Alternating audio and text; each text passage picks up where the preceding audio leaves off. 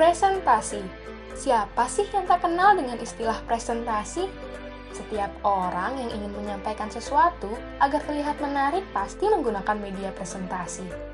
Mulai dari mahasiswa yang berbagi pengetahuan dengan teman kelasnya, guru atau dosen yang menyampaikan materi kepada peserta didiknya, hingga pegawai-pegawai di perusahaan yang ingin mempromosikan produknya kepada klien pun menggunakan media presentasi. Tahukah kamu bahwa untuk membuat presentasi yang efektif, kita harus melakukan beberapa tahap loh, mulai dari tahap perencanaan, persiapan, hingga tahap presentasi. Dan kali ini kita akan membahas mengenai tahap perencanaan. Sebelum kita membahas tahap ini, berikut ini adalah tujuan pembelajarannya. Apa sih perencanaan itu? Perencanaan merupakan salah satu hal yang menjadi dasar presentasi yang efektif. Dalam melakukan tahap perencanaan ini, kita harus mempertimbangkan 4 faktor, yaitu faktor audiens, tujuan presentasi, konten, dan strategi yang digunakan dalam menyajikan presentasi. Untuk lebih jelasnya, yuk kita bahas satu persatu. Faktor yang pertama adalah audiens.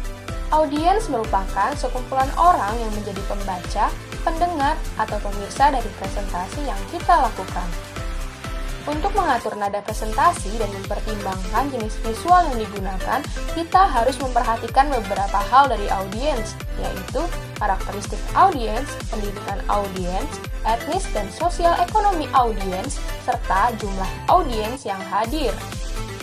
Faktor kedua yang harus dipertimbangkan adalah tujuan dari presentasi. Tujuan merupakan hasil yang kita harapkan yang akan diterima oleh audiens setelah berakhirnya presentasi. Terdapat 3 kategori utama tujuan presentasi, yaitu tujuan kognitif yang meliputi penamaan hal-hal atau pemecahan masalah, tujuan afektif yang berhubungan dengan sikap dan perasaan audiens, serta tujuan psikomotorik yang berhubungan dengan keterampilan. Faktor ketiga yang harus dipertimbangkan adalah konten dari presentasi yang kita sampaikan. Kita harus menyusun konten presentasi tidak hanya didasarkan pada tujuan, tetapi juga harus dibangun berdasarkan apa yang sudah diketahui audiens tentang topik tersebut. Penyusunan konten dapat dimulai dari gambaran umum dan diikuti dengan detail langkah demi langkah. Faktor terakhir yang harus dipertimbangkan adalah strategi. Strategi merupakan cara mengomunikasikan ide-ide untuk mencapai tujuan presentasi yang kita harapkan. Terdapat beberapa cara penyampaian pesan saat presentasi, yaitu secara verbal, visual, dan audiovisual. Untuk menciptakan komunikasi yang efektif, kita dapat menggunakan media audiovisual. Dan berikut ini adalah nilai-nilai media audiovisual yang harus kita pertimbangkan. Yang pertama, perlu kita tahu bahwa media audiovisual itu dapat menarik perhatian audiens. Ketika kita memproyeksikan slide atau memainkan program video, audiens akan cenderung melihat apa yang sedang ditampilkan. Yang kedua, media audiovisual dapat menyederhanakan informasi verbal yang kompleks dengan menggunakan media seperti grafik. Yang ketiga, media audiovisual dapat memperjelas materi yang abstrak dengan menggunakan media berupa gambar realistis untuk memberi makna pada kata-kata yang kita gunakan dalam presentasi. Yang keempat, media audiovisual dapat mengatasi batasan, seperti batasan ruang, jarak, dan waktu.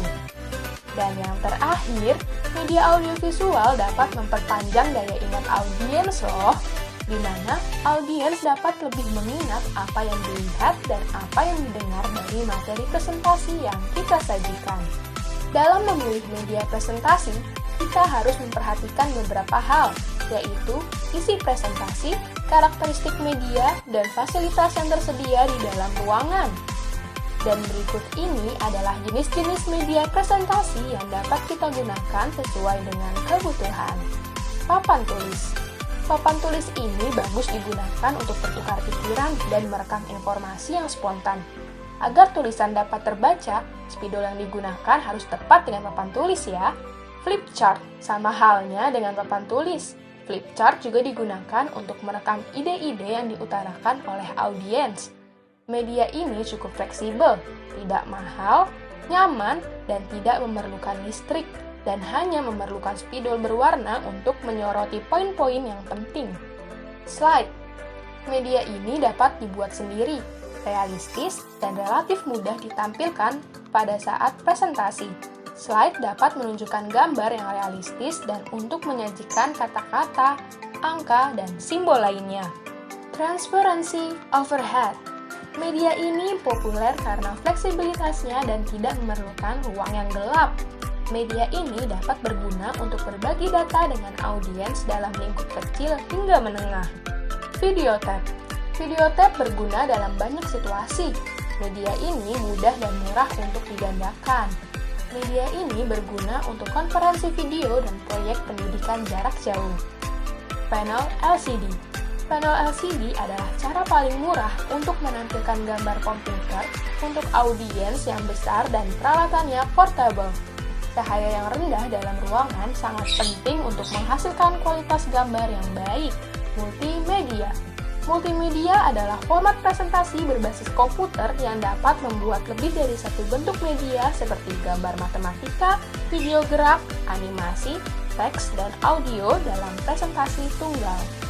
Selebaran. Selebaran diberikan kepada audiens untuk pokok-pokok materi yang akan dibahas saat presentasi. Nah, sekarang kita sudah di penghujung tahap perencanaan nih teman-teman. Bagaimana? Sampai sini sudah paham kan? Terima kasih sudah menyaksikan video ini. Semoga bermanfaat. Sampai jumpa di video berikutnya.